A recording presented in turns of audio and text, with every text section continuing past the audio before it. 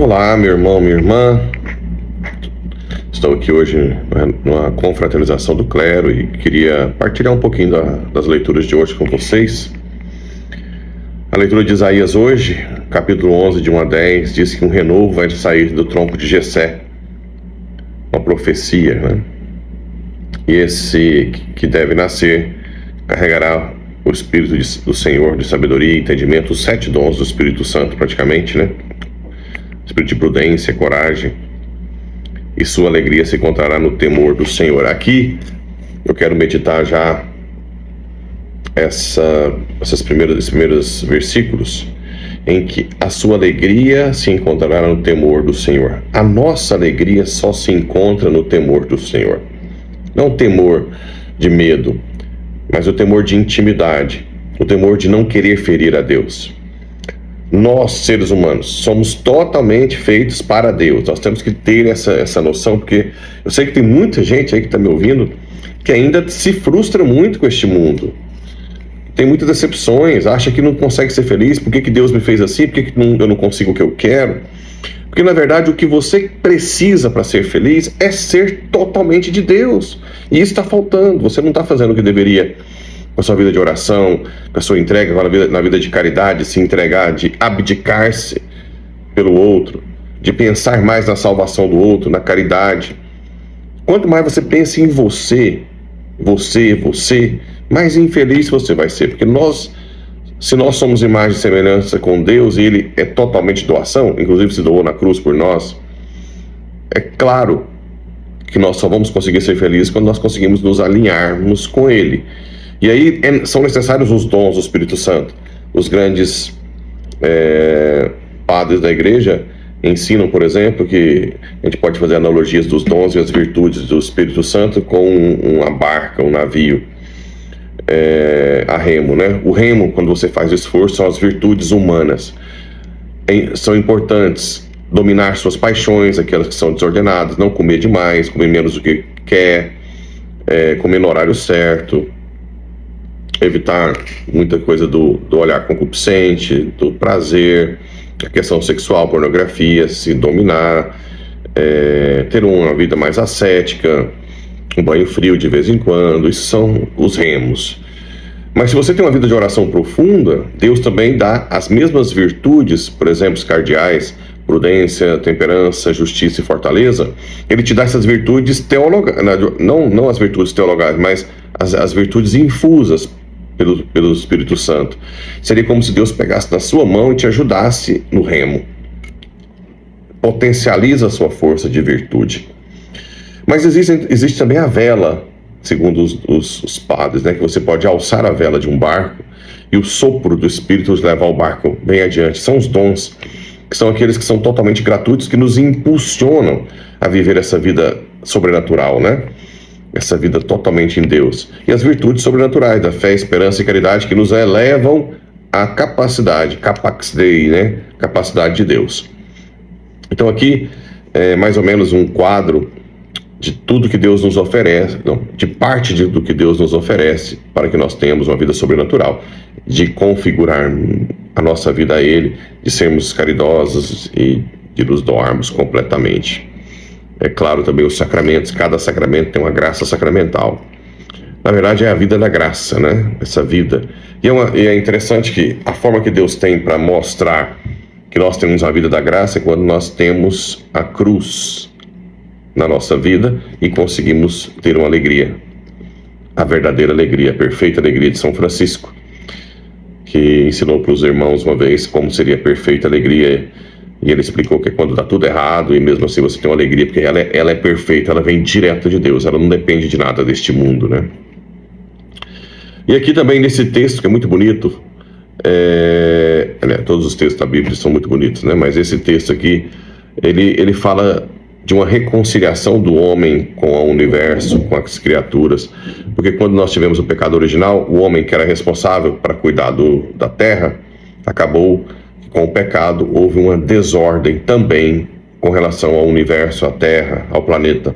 E os animais também se voltam contra nós e toda a criação.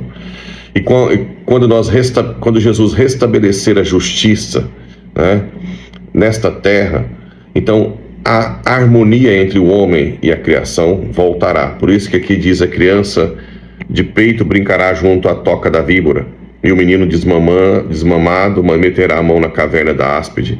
Não se fará mal nem dano. Interessante isso. A harmonia nossa interna repercute no universo. Olha como a gente não tem noção, né, de tanto que Deus nos ama e a repercussão que dá.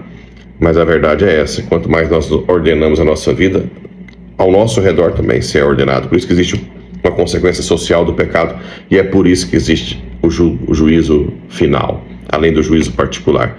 O juízo particular, claro, você já é julgado pelos seus atos e já vai para o céu, inferno ou purgatório. Mas existe um juízo universal final para julgar as consequências dos seus atos, tanto para bem quanto para mal, né? Bem, e diante de tudo isso, nós temos o Evangelho de Lucas 10, 21 e seguintes.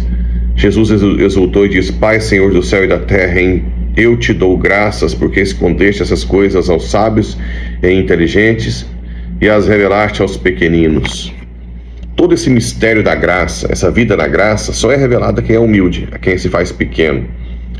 Claro que pode ser tanto quem tem riqueza, quem é rico, quanto quem é pobre. Mas é claro que quem é rico é mais difícil ser humilde, porque se apoia mais nos seus bens. Mas essa pobreza, essa humildade é reconhecer-se dependente de Deus e colocar aquilo que você tem. Se você tem muitos bens, colocar à disposição. Então, qualquer um que se abre a Deus, a vida da graça, vai entender esse mistério. O mistério do sofrimento, que é um mistério.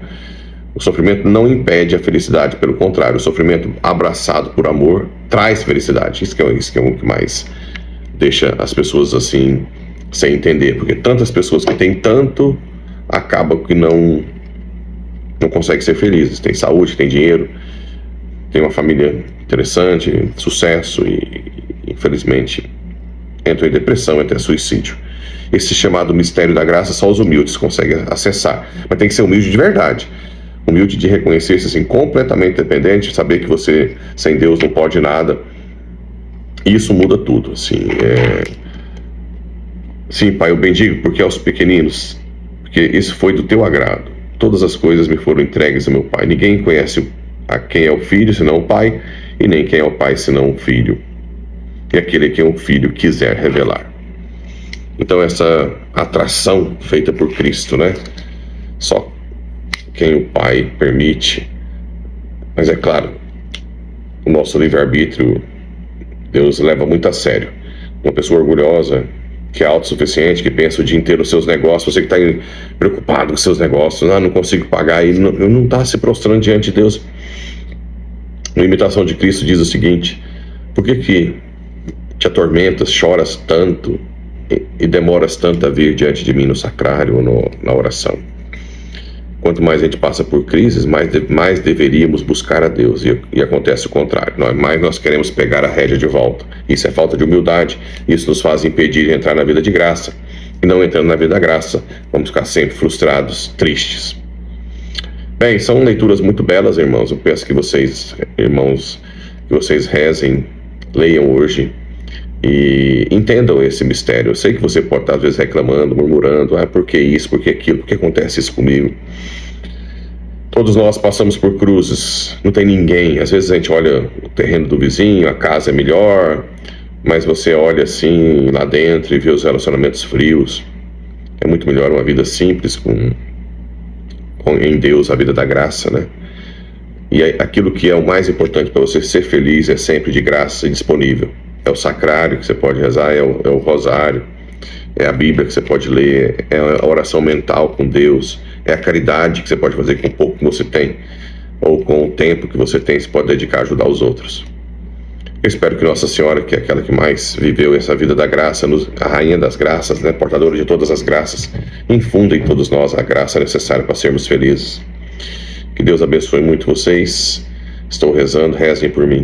Estamos aqui reunidos com o clero, reze por todo o clero aqui da minha diocese, eu rezo por todos os padres e bispos do mundo inteiro, pelo Papa, pelos diáconos, pelos religiosos, religiosas, pelos seminaristas vocacionados, você que é jovem, Não tenha medo de dizer sim para Deus, para ser sacerdote, para ser uma freira consagrada. Não tem nada melhor que isso. Olha que eu já provei muita coisa no mundo e eu tenho certeza que a vida da graça é aqui há. Que Deus abençoe vocês. Um grande abraço.